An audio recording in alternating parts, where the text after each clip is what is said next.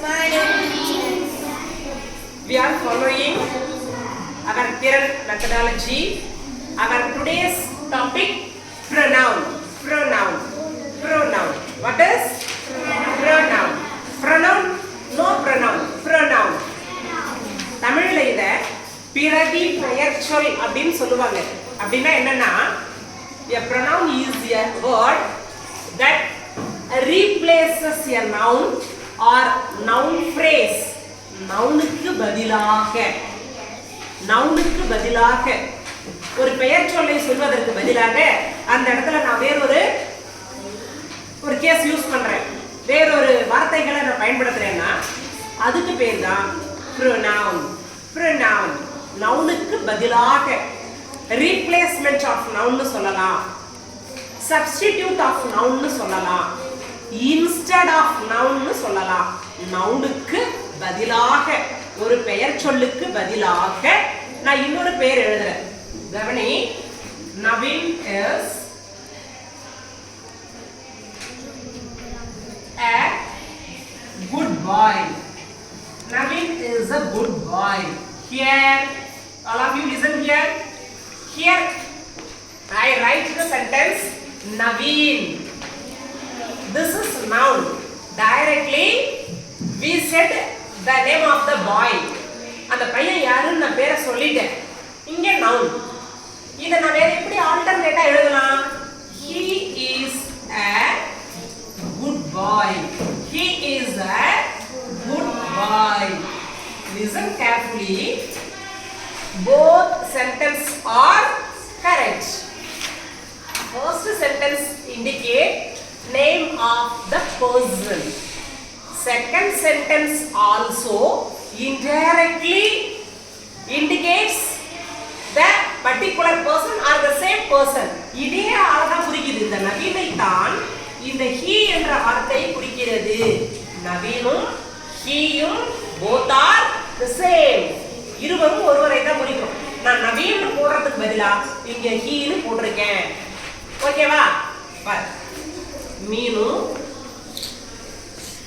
Reenu, Veenu are friends. நான் இவ்ளோ name mention பண்ணி சொல்லியிருக்கேன். All the names are called noun. இது எல்லாமே noun தான். மீனு, ரீனு, வீனு. இப்போ இத நான் ஒரே வார்த்தையில சொல்லணும். pronoun எப்படி சொல்லலாம்? they, அவர்கள். they are friends. they are friends. எவ்வளவு ஈஸி பாருமா. நீ ரொம்ப காம்ப்ளிகேட் பண்ணிக்காத. புரியும் பாரு. ஒரு ஆணை குறித்தால் he. listen all of you. I, நான், you, நீ, he, அவன், she, அவள், it, அது, we, நாம், you, நீயும் அதுதான், நீங்களும் அதுதான். சிங்குலரும் அதுதான், ப்ளூரலும் அதுதான். யூன்றது நீ அல்லது நீங்கள். இப்போ இந்த சென்டென்ஸ் உங்களுக்கு பார்த்தா தெரியும். நவீன்னு பாய் பேர் வந்திருக்கு, நான் அதுக்கு பதிலாக he யூஸ் பண்ணியிருக்கேன். நீங்க மீனு, ரீனு, வீனுன்னு நிறைய பேர் வந்திருக்கு, ப்ளூரல்ல they யூஸ் பண்ணியிருக்கேன். Rithanya is a dancer. இது வேற எப்படி எழுதலாம் சொல்லுங்க pronounல? Super super. clap clap hand. She is a dancer. Very good very good very good. இந்த ரிதன்யான்றது noun. இத நான் எப்படி how can we change? கேலா இருந்தா women கேஸா இருந்தா she, பாயா இருந்தா he. நான் லிவிங் திங்ஸ், உயிரற்ற பொருட்கள், மரம், செடி, கொடி, இந்த சேர்லாம் இட்னு சொல்லணும். இது வந்து ஆனா பெண்ணா, ஹியா ஷியா, இட்.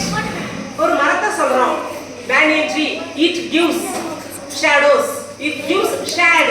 அது நமக்கு நிழல் கொடுக்கிறது. அப்ப இட்னு சொல்லுவோம் இல்லையா? நல்லா கவனிக்கணும்.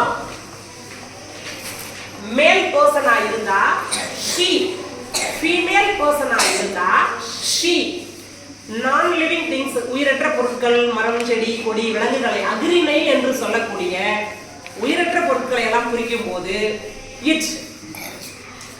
நாம எல்லாரும் என்ன அர்த்தம் நாம் நல்லா கவனிக்கணும் first person second person third person இங்கிலீஷ்ல மூணு இருக்கு தன்மை முன்னிலை படர்க்கை தன்மைனா தன்னை பற்றி பேசுவது I நான் I am a teacher I am a good teacher I am a orator I am a novelist I am a best cook நான் என்ன பத்தி சொல்லிக்கிறேன் I நான் you நீ செகண்ட் பர்சன் பேரு நான் என்பது ஃபர்ஸ்ட் பர்சன் நான் ஃபர்ஸ்ட் பர்சன் எனக்கு நான் தான முதல்ல ஃபர்ஸ்ட் நான் என்ன பத்தி தான் யோசிப்பேன் நான் நீ செகண்ட் பர்சன் you நீ நான் சினிமாக்கு போறேன் I go to movie நீ சினிமாக்கு போற you go to movie you second person நானும் இல்ல நீயும் இல்ல அவன் he அவள் she it அது கவனி நான் ஃபர்ஸ்ட் பர்சன் நீ செகண்ட் பர்சன் அவன் அவள் அது தேர்ட் பர்சன் நல்லா கவனி I first person I am my I என்னவா மாறுது என்னோட நான் என்னுடைய India is my country he is my father they are my students my I my you தான் கவனி you நீ தான் he she it நான் மட்டும் இருக்கேன் என்னை பத்தி மட்டும் பேசுறேன்னா ஃபர்ஸ்ட் பர்சன் உன்னை பத்தி பேசுறேன் எதிரில் இருப்பவரிடம் பேசுகிறேன்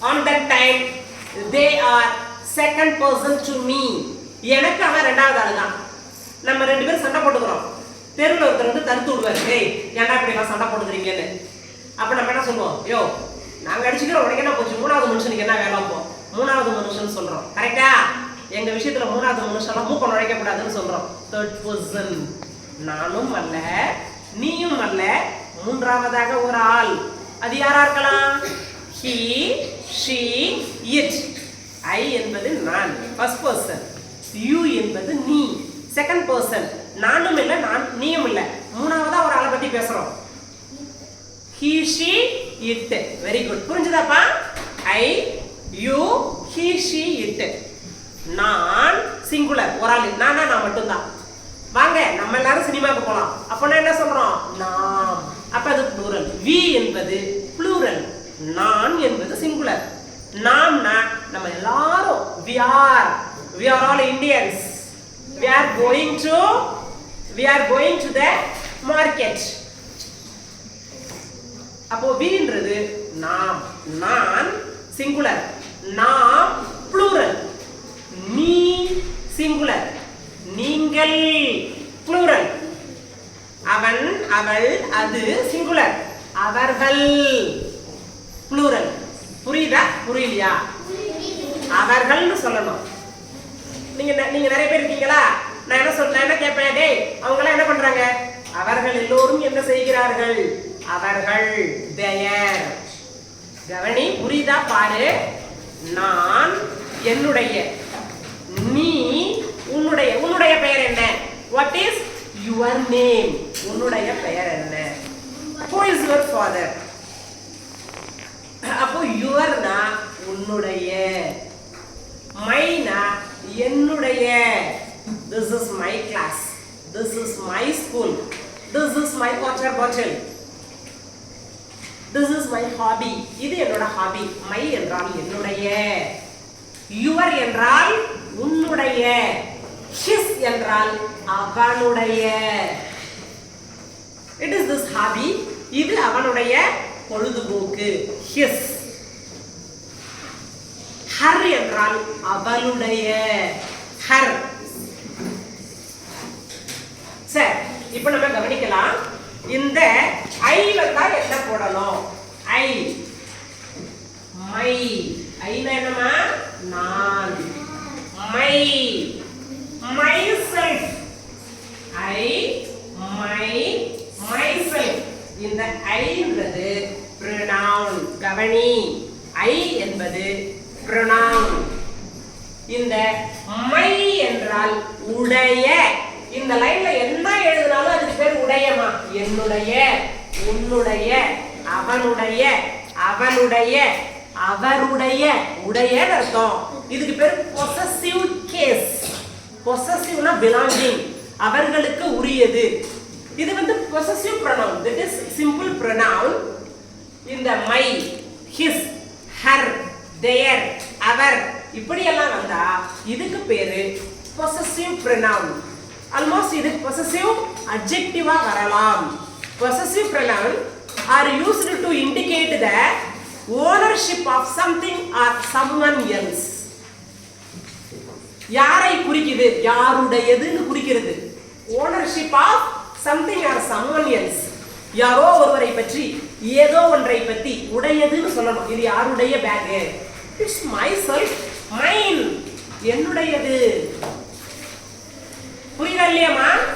இதுக்கு பேரு possessive case. இது வந்து possessive pronoun. possessive pronoun என்ன? possessive pronoun are used to indicate the ownership of something or someone else. ownership யாருடையது? டேய் இது யாரோட புக்டா? It's mine. it is mine, என்னுடையது. myself. I am going to introduce myself. நான் என்னையே introduce பண்ணிக்க போறேன். myself. here னா என்ன பண்ணும்? இங்கே he மா. very good. his. this pen is யாரோடது? this pen is himself. he, his, himself. himself மா. self னு வந்தாலே singular. selves னு வந்தா plural. she, her, herself.